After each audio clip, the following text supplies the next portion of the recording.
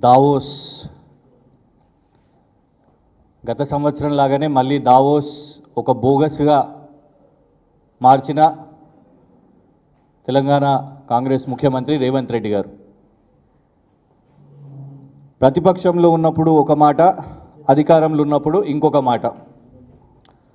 గతంలో బీఆర్ఎస్ ప్రభుత్వం పెట్టుబడులు అంటే కేటీఆర్ గారు ఐటీ శాఖ మంత్రిగా ఇక్కడ మన యువతకు ఉపాధి కల్పించాలని ఎప్పుడు కూడా ఇన్ని వేల కోట్లు వచ్చినాయి, ఇన్ని లక్షల కోట్లు వచ్చినాయి అని కాకుండా మనకి ఇంత ఉపాధి వస్తుంది, ఇన్ని ఎంఓయూస్ సంతకం చేసినాము అని కాకుండా ఇన్ని కంపెనీలు ఇక్కడ వచ్చి గ్రౌండ్ చేసినాయి, వాళ్ళు ఇక్కడ ఏర్పాటు చేసిర్రు, ఎంత ఉద్యోగ అవకాశాలు వచ్చినాయి, దీని మీద బీఆర్ఎస్ ప్రభుత్వం ఫోకస్ చేసింది. కానీ ఇప్పుడు దావోసుని కాస్త ఆయనే రాజకీయ ప్రచారం కోసం బోగస్ కంపెనీలతోని ఒప్పందాలు చేసుకొని నేను ఇంత తీసుకొని వచ్చినా అంత తీసుకొని వచ్చినా అని అలవాటైపోయింది. Habitual liar, habitual scamster Revanth Reddy గారు. నోరెత్తితే అబద్ధాలే. ముఖ్యమంత్రి అబద్ధాలు చెప్తే ఇక రాష్ట్ర ప్రజలు ఇంకెవరిని నమ్మాలి?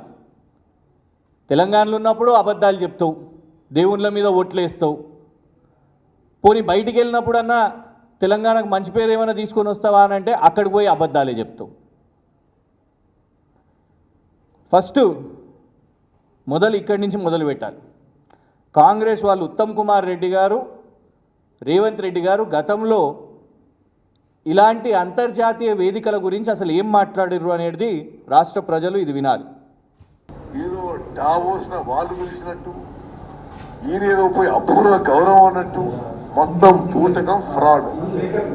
ఆ వరల్డ్ ఎకనామిక్ కాన్ఫరెన్స్ లో ఆహ్వానం కాదు, సాధారణంగా ఎవరు పోయి దానికి ఇంత అమౌంట్ రిజిస్ట్రేషన్ చేసుకుంటే పిలుస్తారు. అపూర్వ గౌరవం అట.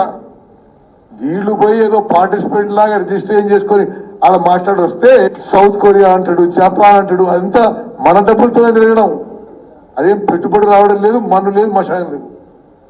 విలాసవంతమైన జీవితానికి అలవాటు పడి విలాసవంతమైన ప్రయాణం మన పైసలతో. గవర్నమెంట్ లో ఇన్వెస్ట్మెంట్ చేసే వాళ్ళకు, ఇండస్ట్రీ చేసే వాళ్ళకు ఎన్నో ఇన్సెంటివ్స్ ఇచ్చి ఫ్రీ ఆఫ్ కాస్ట్ లో బ్యాంక్స్ అలాట్ చేస్తుంది. తద్వారా వచ్చే ప్రాఫిట్ ఆ కంపెనీలకే ఉంటుంది, సమాజానికి వచ్చేదేం లేదు. సమాజానికి వచ్చేదేం లేదు, అది కేవలం లాభాలు ఆ కంపెనీలకే వస్తాయి, పెట్టుబడులు పెట్టే వాళ్లకు అని రేవంత్ రెడ్డి గారు. ఉత్తమ్ కుమార్ రెడ్డి గారేమో ఇదంతా డబ్బులు వృధా, మన పైసలతోని ఇతర దేశాలకు వెళ్తుండ్రు, కొరియాకి వెళ్తుర్రు, జపాన్కి వెళ్తుర్రు, అమెరికాకి వెళ్తుర్రు. ఇవాళ మరి వాళ్ళకు వర్తించదా?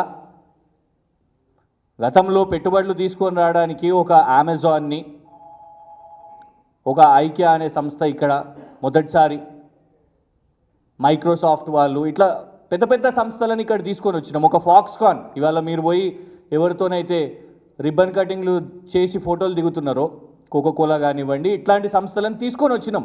ఇక్కడ ఆల్రెడీ అవి కనబడుతున్నాయి. దాన్ని మీరు తప్పు పట్టిర్రు. కానీ ఇవాళ వచ్చేసరికి రోడ్ల మీద బ్యానర్లు, హైదరాబాద్ నగరంలో లక్షల కోట్లు తీసుకొని వచ్చినాం,